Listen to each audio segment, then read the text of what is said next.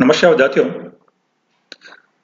Differential के ऊपर अपनी चर्चा चल रही है और पिछले वीडियो में हम लोगों ने डिफरेंशियल क्या है और उसके नियमों की शुरुआत की थी। अवकलन के कुछ नियम, उसी के कंटिन्यूशन में उसके कुछ आगे के और नियमों के बारे में और उनको हम किस तरीके से अप्लाई कर सकते हैं उस बारे में हम अपनी चर्चा कंटिन्यू रखते हैं। तो उसी में एक दूसरा नियम है, दो तीन नियम हम पहले से चर्चा कर चुके हैं, उसी के कंटिन्यूशन में हम अपनी चर्चा को आगे बढ़ा रहे हैं। यदि हमारे पास इस तरीके का फंक्शन है, यहां पर क्या है, देखिए ये मल्टीप्लिकेशन का साइन है, ये अलग फंक्शन है, ये अलग फंक्शन है, अर्थात दो फंक्शंस का यदि गुणनफल है, यानी हमारे पास एग्जांपल देखिए ये इस तरीके का है, तो यहां पर ये एक फंक्शन है और यहां पर मल्टीप्लिकेशन का साइन है बीच में और ये दूसरा फंक्शन है। तो यदि और ये पूरा हमारा एक कंप्लीट फंक्शन है y। तो यदि ऐसी स्थिति है जहां पर हमारे पास दो फंक्शंस का गुणनफल है, तो ऐसी स्थिति में जो रूल है dy/dx निकालने का, वो क्या कहता है कि इसको हम किसी एक को भी पहला फंक्शन माने और दूसरे को दूसरा फंक्शन माने, तो एक एक करके हम फंक्शन का डिफरेंशियल करेंगे और बाकियों को स्थिर रखेंगे। अर्थात जैसे पहले फंक्शन को हमने एज सच लिखा दिया और दूसरे फंक्शन का डिफरेंशियल कर दिया,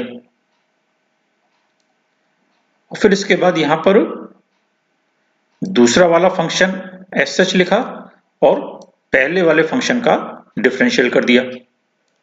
तो अल्टरनेट हमने किया, क्या किया, पहला फंक्शन इंटू दूसरे का डिफरेंशियल और दूसरा फंक्शन इंटू पहले का डिफरेंशियल, और बीच में आप देखिए ये मल्टीप्लिकेशन का साइन लगा दिया और यहां पर प्लस का साइन लगा दिया। तो ये रूल अपने को ध्यान रखना है कि यदि इस तरीके से मल्टीप्लिकेशन में हमारे पास कोई फंक्शन है तो उसको हम बारी बारी से डिफरेंशियल करेंगे और बीच में प्लस का साइन लगाएंगे। जैसे ये एग्जांपल है, इसको हम देखें तो और स्पष्ट हो जाएगा। 4x³ + 3x ये पहला फंक्शन, 5x⁴ + 6x³ ये दूसरा फंक्शन। तो यहां पर दो फंक्शंस का ये बीच में गुणनफल है। तो ऐसी स्थिति में यदि हम dy/dx निकालना चाहें तो किस तरीके से निकालेंगे, इसको तो हम मान लें पहला फंक्शन और इसको हम मान लें दूसरा फंक्शन। ठीक है, यहां पर किसी को भी हम पहला किसी को भी दूसरा मान सकते हैं।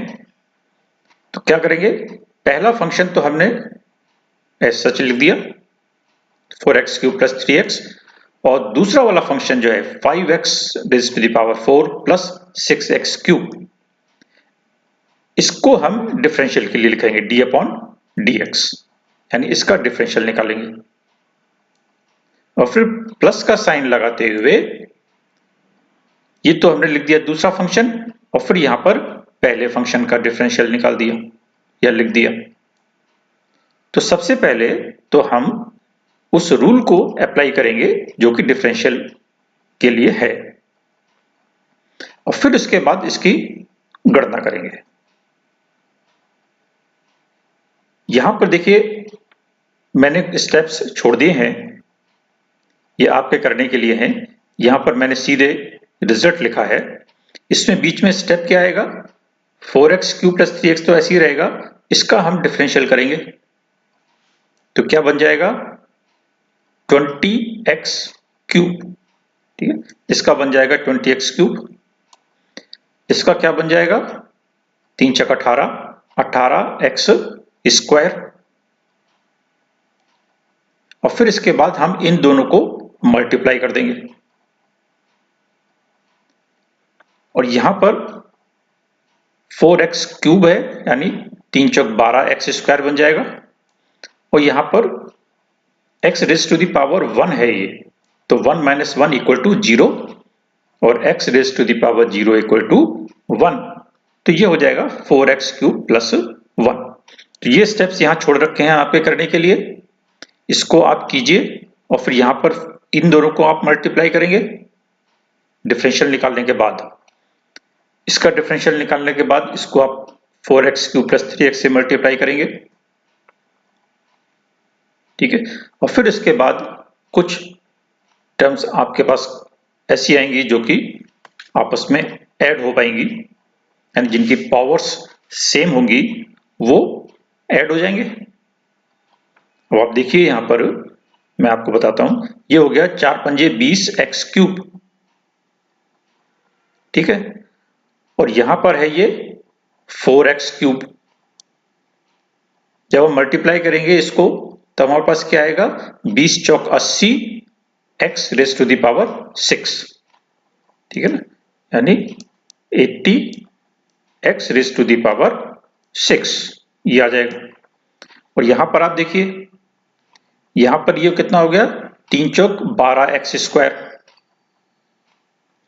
और इसको आप मल्टीप्लाई करें इससे तो आपके पास क्या आ जाएगा, 12 पंजे 60 और x raise to the power 6, तो यानी कितना आ जाएगा 60 x raise to the power 6।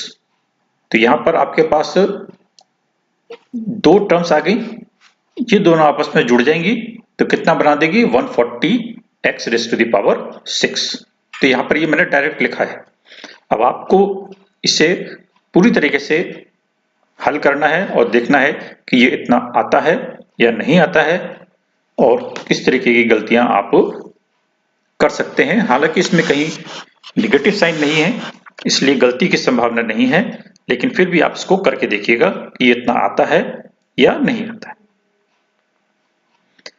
ऐसे ही अगर इस तरीके का फंक्शन हो, यहां पर देखिए ये 3 फंक्शन है, ऊपर वाले एग्जाम्पल में 2 ही फंक्शन थे, यहाँ पर 3 फंक्शन है, तो ऐसी स्थिति में भी हम इसको बारी बारी से करेंगे।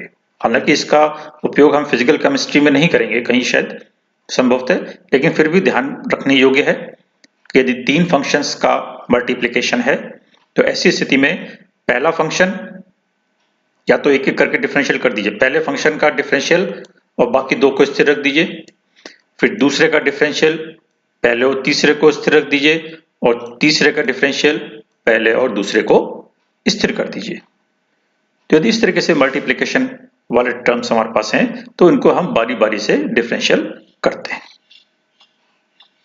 इसके बाद नेक्स्ट इंपॉर्टेंट आता है कि यदि हमारे पास फंक्शन डिवीजन में है, प्लस और माइनस का हो गया, मल्टीप्लिकेशन का हो गया, और अब यदि ऊपर नीचे अंश और हर में हमारे पास कोई फंक्शन है तो ऐसी स्थिति में हम क्या नियम लागू करेंगे या डिफरेंशियल के लिए क्या रूल है कि नीचे जो भी फंक्शन है पूरे के पूरा उसका स्क्वायर यानी हर का स्क्वायर, ठीक है, पूरा फंक्शन है, फंक्शन का कोई एक हिस्सा नहीं लेना है। अगर इस फंक्शन में अगर मान लीजिए है 4x स्क्वायर प्लस 2 तो हमें पूरा लेना है 4x स्क्वायर प्लस 2 का होल स्क्वायर, तो फंक्शन पूरा लेना है, इसलिए यहां पर हम f लिख रहे हैं, f मीन कंप्लीट फंक्शन। तो नीचे जो हर है उसका स्क्वायर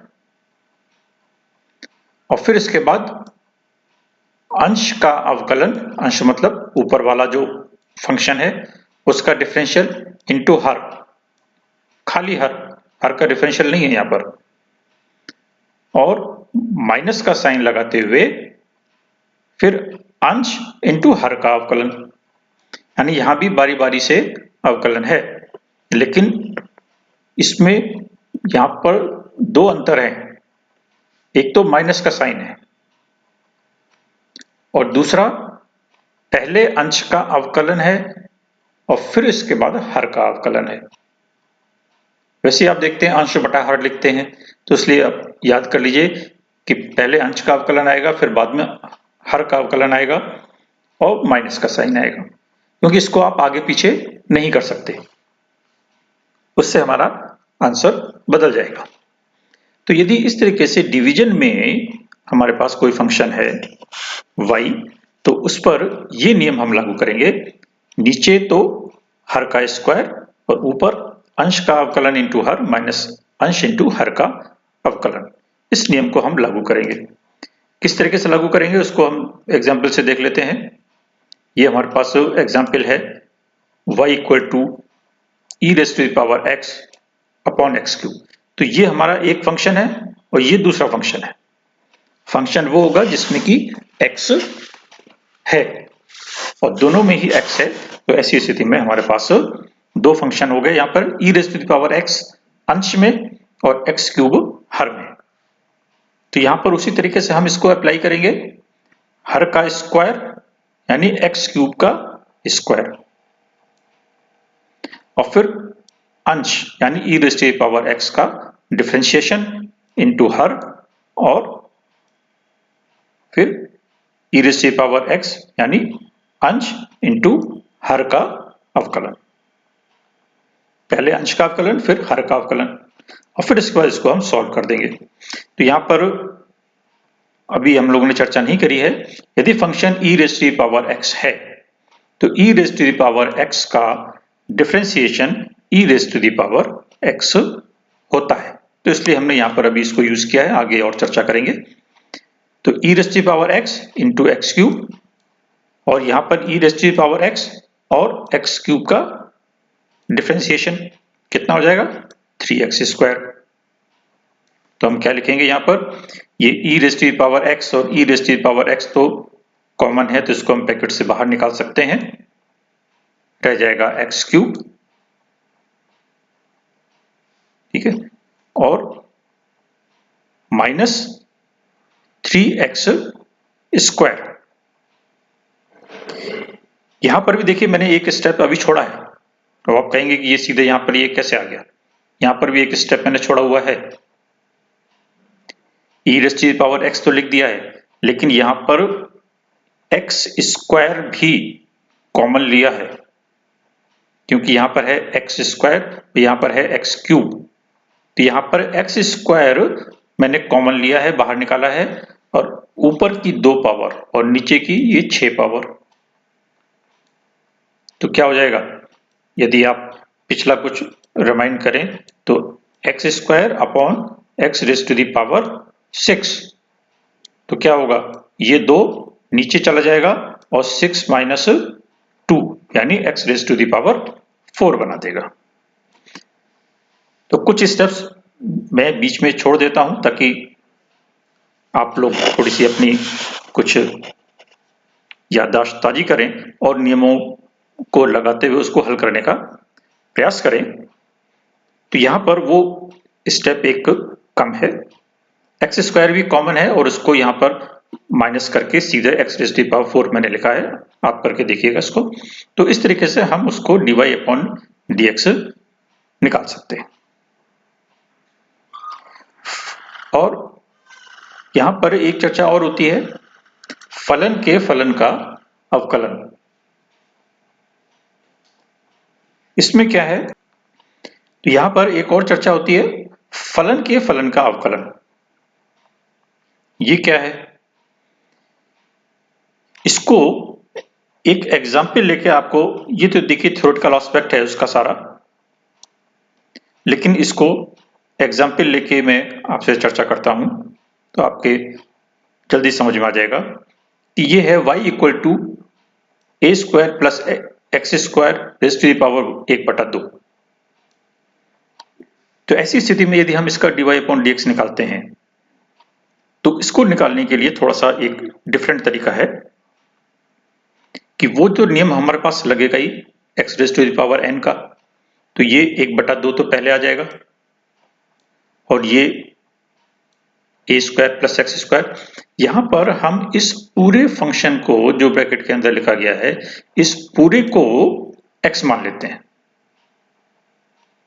या आप अगर याद रखें तो y मान सकते हैं या z मान सकते हैं। इस पूरे को हम x मान लें और फिर इस नियम को अप्लाई करें, ठीक है। तो हमने 1/2 ए स्क्वायर प्लस एक्स स्क्वायर और 1/2 माइनस 1 बराबर -1/2। तो उस नियम को हमने अप्लाई किया। अब यहां पर एक स्टेप ये देखिए और आगे आ जाएगा, क्योंकि यहां पर हमने जिस फंक्शन को x माना है उस फंक्शन का डिफरेंशियल साथ में और है और मल्टीप्लिकेशन में है। ये कहलाता है फंक्शन ऑफ फंक्शन। ये स्टेप अति महत्वपूर्ण है, तो ये हमें कहीं कहीं इसको यूज में लेंगे कि पहले हम उस फंक्शन को x मानेंगे, फिर रूल को अप्लाई करेंगे और जिस फंक्शन को x माना है उसका डिफरेंशियल और करके उसको मल्टीप्लाई करेंगे।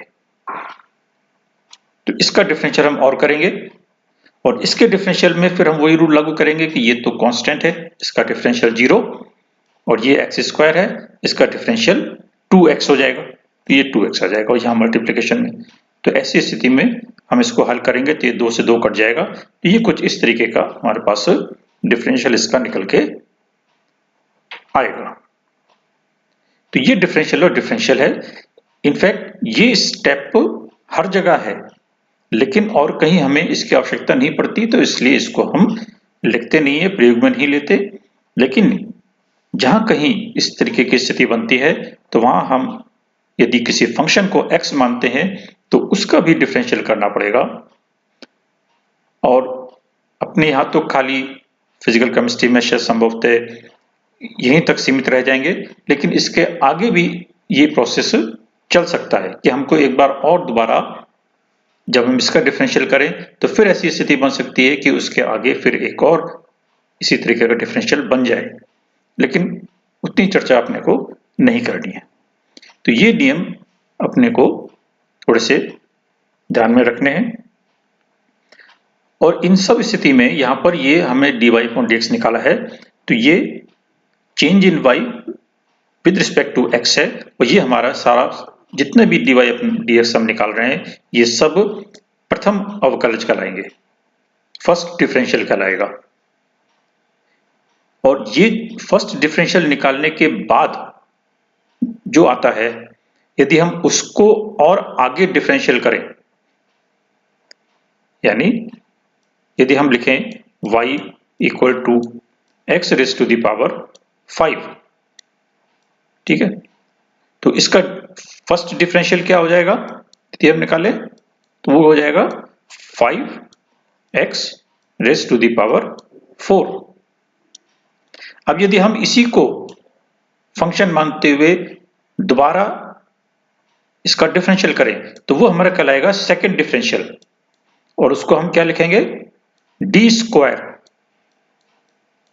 Y upon d x square.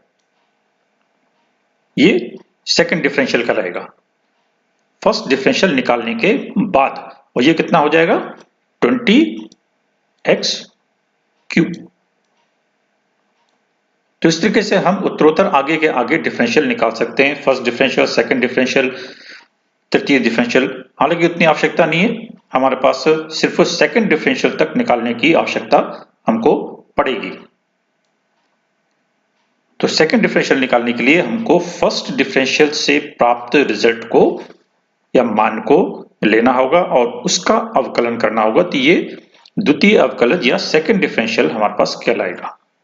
इसको हमें थोड़ा सा ध्यान रखना है।